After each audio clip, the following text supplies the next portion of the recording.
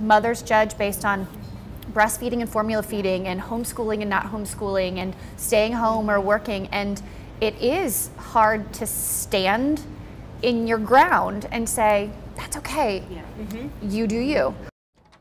How many of you moms watching right now have ever been criticized or called out for your style of parenting? All of the women in our mom panel have been in some fashion, which makes sense considering there have been numerous studies which prove majority of moms have been bullied or shamed. So we asked these local moms from around St. Louis how they handle this constant judgment.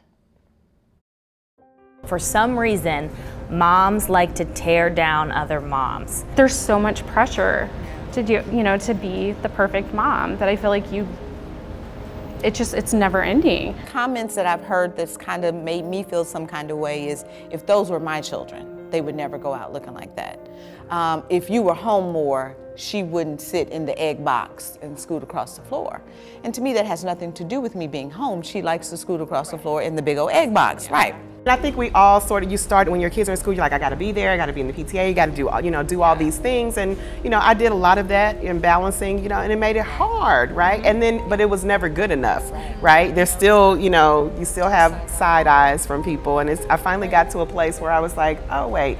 Are you the children that I'm responsible for raising? Or, oh, so you don't matter. Okay, like relieve myself of that pressure from meeting other people's expectations and meeting their expectations. That's all that mattered. I had someone say to me, I don't know anyone who could possibly get away with traveling as much as you do. And sometimes I'll show up to a baseball game and one of the other parents will say, oh, I'm sorry, do we know you? Oh, no. And it's intended to be a jab. Yeah. You know what? A couple of years ago, someone said to me, what do you want your kids to say about you at the end of the day?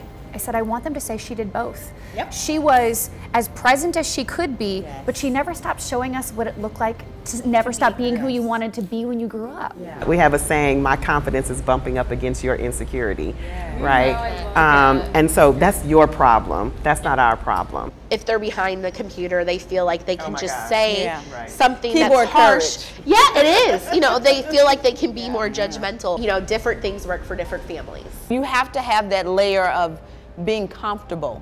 I'm comfortable with the mom that I am. And there's probably some things I've learned from all of you, but I'm okay with my crew and I'm okay with how they are, and I will not suffocate their personalities to make you comfortable or to get accepted into your mom club. I'm too busy to go anyway. I'm not gonna make the meetings. You're gonna be mad because I'm not gonna bake anything. This is one of the reasons I surround myself with people like this, so that I can hear phrases like that and I can be reminded, because I can tell you as sure as I can say, my inside does not match your outside, and I believe it, and I believe that comparison is the root of evil. At the same time, I don't always live it. I don't always believe it internally. When people are questioning, turning to my husband on the sidelines of a sporting event and saying, I don't have any idea how you handle with her traveling so much. No one says that to me when he travels. How amazing would it be if there was some sort of social media push of moms lifting up moms? It gives that it's okay to not be perfect. I mean, just to say one kind, nice thing to let them know, like, in case nobody else sees it, I see you. I see how awesome you are. Sometimes in my mind, I even tell myself, you should go thank the village right now, right? Thank the mom that did the Pinterest craft, or thank the mom that planned the school party that I couldn't make it to because I was in New York for work. And I probably don't do that enough. Like, self-reflecting, I can do that more, and that's something I should do more. Find your tribe and build yourself around with people that make you feel good about yourself every day. Cheers to all of you fabulous moms. Beautiful moms. Beautiful, fabulous moms. I will say there's something very therapeutic about getting together and sharing stories. And all of those women were very different. They all have different schedules. They all had different numbers of children, different ages, but they could all relate in some way. But the one thing that was common, Rennie, was you be you. Right. You're you. Right? You don't need to be like everybody else, and people shouldn't judge you for not being like them.